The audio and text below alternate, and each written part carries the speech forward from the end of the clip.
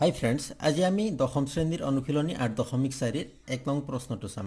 প্ৰশ্ন কি আছে চোৱা, সাইন এ, সেক এ আৰু টেন এ এই ত্ৰিকোণমিতিক অনুপাত কেইটাক কট এৰ দ্বাৰা প্ৰকাশ কৰা। আমি কি কৰিব লাগিব, সাইন এ, সেক এ আৰু টেন এৰ পৰা আমি কট এ বনাব লাগিব। অৰ্থাৎ সমান চিহ্নৰ সিফালে কট এ থাকিব আৰু ইফালে কি থাকিব, সাইন এ থাকিব, সেক এ থাকিব আৰু টেন এ থাকিব।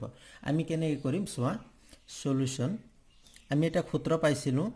সূত্ৰ কি আছিলে, কসেক স্কুৱেৰ এ, যেহেতু ইয়াত এ কোণ এ দিয়া আছে থিটাৰ ঠাইত, গতিকে আমি ইয়াতো এ বুলি লিখিম। এ মাইনাছ কট স্কুৱেৰ এ ইকুৱেল 1। এই সূত্ৰটো আমি পাইছিলোঁ। কি আছিলে, কসেক স্কুৱেৰ থিটা মাইনাছ কট স্কুৱেৰ থিটা ইকুৱেল 1 আছিলে। ইয়াত যিহেতু এ লিখা আছে, গতিকে আমি থিটাৰ ঠাইত এ লিখিলোঁ। এতিয়া আমি কি কৰিব পাৰোঁ চোৱা, ইয়াত যেহেতু মাইনাছ কট স্কুৱেৰ এ হৈ আছে, সমান চিহ্নৰ সিফালে আমি কট স্কুৱেৰ এক লৈ যাম। কি হ'ব, ইয়াত থাকিব কসেক স্কুৱেৰ এ আৰু সমান চিহ্নৰ সিফালে কি থাকিব 1 প্লাছ, ইয়াত মাইনাছ আছে, সিফালে গ'লে কি হ'ব, প্লাছ হ'ব। ইয়াত লিখিম কট স্কুৱেৰ এ। এতিয়া কসেক স্কুৱেৰ, কসেক মানে কি হয় তোমালোকে জানাই, কসেক ইকুৱেল, ইয়াত চোৱা, কসেক থিটা ইকুৱেল কি হয়, 1/sin হয়, সাইন থিটা। যদি ইয়াক স্কুৱেৰ দিওঁ তেতিয়া কি হ'ব, ইয়াতো স্কুৱেৰ হ'ব। অৰ্থাৎ cosec square equal 1/sin square থিটা। গতিকে আমি কি লিখিব পাৰোঁ, কসেক স্কুৱেৰ ঠাইত আমি লিখিম 1/sin স্কুৱেৰ এ। আমি এনেকুৱা কিয় কৰিছোঁ, কাৰণ আমি সাইন এৰ পৰা আমি কট বনাব লাগিব, সেইকাৰণে আমি কসেকৰ পৰা কি কৰিলোঁ, সাইন বনালোঁ। এতিয়া ইয়াত কি আছে, 1 প্লাছ কট স্কুৱেৰ আছে, আমি এইটোৱে লিখিম 1 প্লাছ কট স্কুৱেৰ এ। এতিয়া চোৱা, ইয়াত আছে 1/sin স্কুৱেৰ। যদি আমি সাইন বনাওঁ তেতিয়া কি হ'ব, ইকুৱেল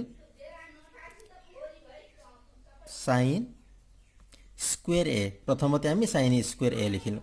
ইয়াত চোৱা 1/sin স্কুৱেৰ এ আছে, যদি আমি 1/sin স্কুৱেৰ এৰ পৰা যদি আমি সাইন স্কুৱেৰ এ লিখোঁ তেতিয়া কি হ'ব, ইফালে 1 লিখিব লাগিব, 1/1 প্লাছ কট স্কুৱেৰ এ হ'ব।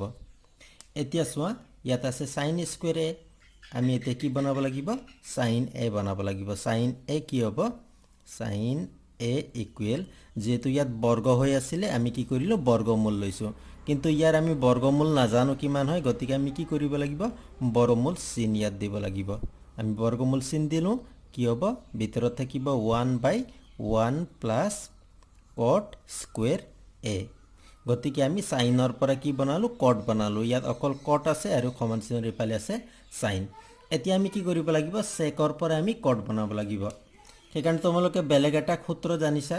সূত্ৰ কি হয়, ইয়াত তোমালোকে 1 বুলি দিয়া, ইয়াত 2 বুলি দিব পাৰা।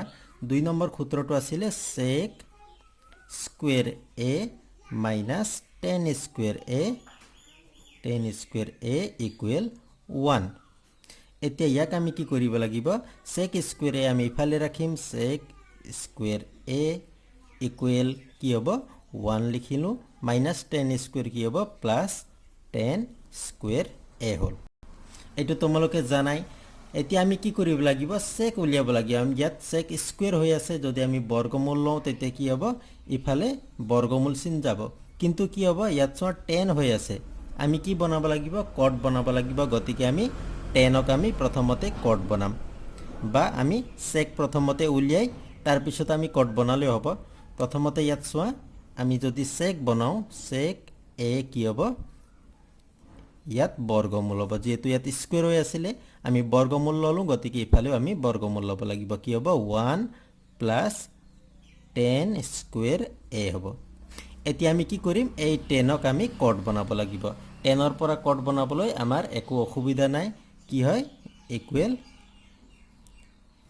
টেন থিটা ইকুৱেল কি হয়, 1/কট থিটা। গতিকে আমি কি লিখিম, 1 প্লাছ 1/কট স্কুৱেৰ এ। ইয়াৰ টেন স্কুৱেৰ আছে, গতিকে আমি কি লিখিলোঁ, 1/কট স্কুৱেৰ লিখিলোঁ। ইয়াত চোৱা 3 নম্বৰ, টেন এ, টেনৰ সূত্ৰ কি হয়, 1/কট হয়, কট এ। এইটো আমি জানোৱেই।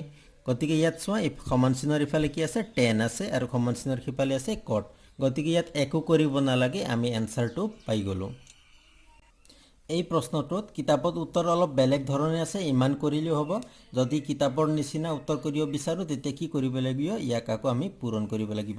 ইয়াত বৰ্গমূল চিন আছে বৰ্গমূল দিলোঁ তলত কি আছে কট স্কুৱেৰ এ আছে লিখিলোঁ কট স্কুৱেৰ এ আৰু 1 পূৰণ কৰিলে কি হ'ব ওপৰত কট স্কুৱেৰ এ হ'ব প্লাছ চিন আছে প্লাছ দিলোঁ 1 আছে 1 দিলোঁ এতিয়া কি হ'ব চোৱা ইয়াত বৰ্গমূল চিন দিলোঁ বৰ্গমূল চিন এতিয়া দিব নালাগে ইয়াত চোৱা কি আছে কট স্কুৱেৰ এ আছে কট স্কুৱেৰ এ যদি বৰ্গমূল লওঁ তেতিয়া কি হ'ব তলত অকল কট এ হ'ব ইয়াত এতিয়া বৰ্গমূল দিব নালাগে আৰু ওপৰত কি হ'ব ওপৰত বৰ্গমূল চিন দি আমি কট স্কুৱেৰ এ প্লাছ 1 দিব পাৰোঁ কিন্তু তোমালোকে যেটো উত্তৰ আমি উলিয়াইছিলোঁ এইটো ইমানে লিখিলে হ'ল গতিকে নিশ্চয় বুজি পাইছা এতিয়া দ্বিতীয় প্ৰশ্নটো চোৱা কি আছে sec এৰ সহায়ত কোন এক কোণৰ আন সকলোবিলাক ত্ৰিকোণমিতিক অনুপাত লিখা আমি কি কৰিব লাগিব sec এৰ বাহিৰে কি কি আছে sin cos tan cot আৰু cosec ৰ পৰা আমি sec বনাব লাগিব এতিয়া প্ৰথমতে আমি sin ৰ পৰা বনাম কিন্তু তোমালোকে চোৱা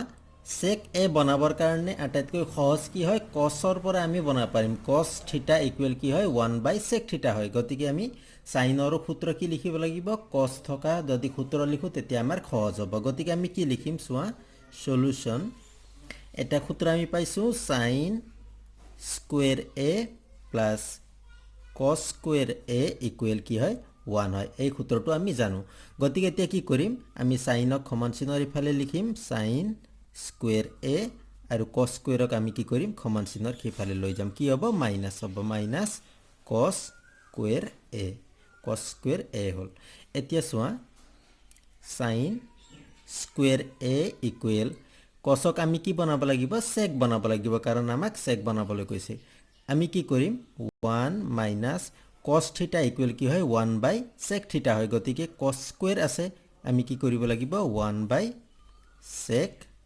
স্কয়াৰ a লিখিলো এতিয়া sin স্কয়াৰ আছে আমি বনাব লাগিব sin ৰ পৰা গতিকে আমি লিখিম sin a sin a কি হ'ব যেতিয়া আমি ইয়াত স্কয়াৰ হৈ আছে আমি বৰ্গমূল লিখিলো গতিকে ইয়াতো কি হ'ব আমি বৰ্গমূল চিন দিম ইয়াত লিখিম 1 মাইনাস 1/sec স্কয়াৰ a তোমালোকে ইমানে লিখিলে হ'ল বা তোমালোকে কি কৰিব পাৰা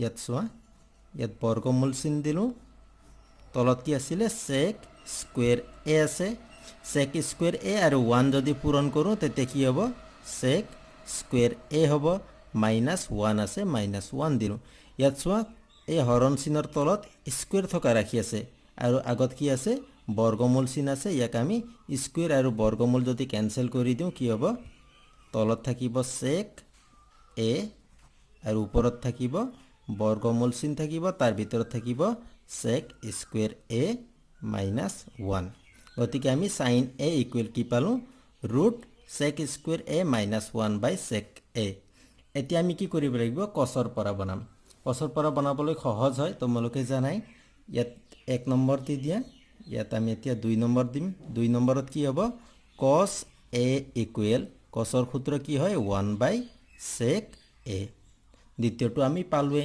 এতিয়া আমি তৃতীয় লিখিম 3 নম্বৰত আমি কি কৰিম tan ৰ পৰা বনাব লাগিব tan ৰ লগত sec থকা সূত্ৰ কি হয় 1 plus tan square a equal sec square a এতিয়া আমি কি কৰিম এই 1 টো আমি সমান চিনৰ সিফালে লৈ যাব লাগিব কি হ'ব ইয়াত কি থাকিব tan স্কয়াৰ a থাকিব tan স্কয়াৰ a লিখিলো আৰু ইয়াত কি হ'ব sec স্কয়াৰ a minus 1 হ'ব এই 1 টো আমি সমান চিনৰ সিফালে লৈ গলো কি হ'ব -1 হ'ল এতিয়া আমি tan ৰ মান উলিয়াব লাগিব আমি যদি ইয়াত tan লিখো tan a তেতিয়া কি হ'ব ইয়াত বৰ্গমূল চিন হ'ব বা ৰুট হ'ব ৰুটৰ ভিতৰত কি থাকিব sec স্কয়াৰ a minus 1 আমি tan ৰ মান পালো এতিয়া আমি কি কৰিম cot ৰ পৰা উলিয়াম cot a ইকুৱেল কি হয় 1/tan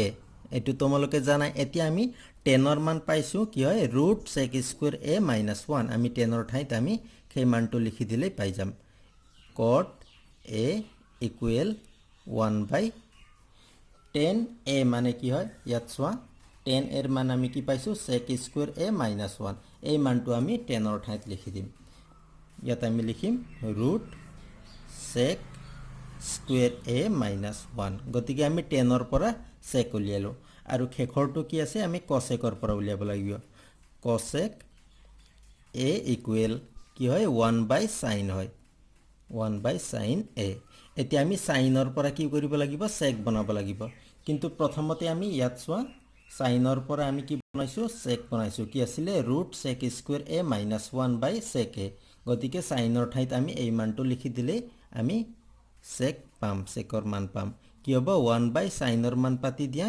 কি আছে তলত আছে sec a আৰু ইয়াত আছে √sec স্কয়াৰ a - 1 যদি ইয়াক আৰু ভালদৰে লিখো তেতিয়া কি হ'ব এই sec মানটো আমি ওপৰত লিখিব পাৰো ওপৰত কি হ'ব sec a হল আৰু তলত কি হ'ব sec square a - 1 sec square a - 1 ইয়াত কিহৰ মান লিখিছিলো cosec a ৰ মান গতিকে আমি আটাইকেইটা কোণৰ পৰা কি কৰিলো secৰ মান উলিয়ালো আশা কৰিছো তোমালোকে বুজি পাইছা যদি বুজাত কিবা অসুবিধা পাইছা তেতিয়ালে কমেন্ট কৰিবা থ্যাংক ইউ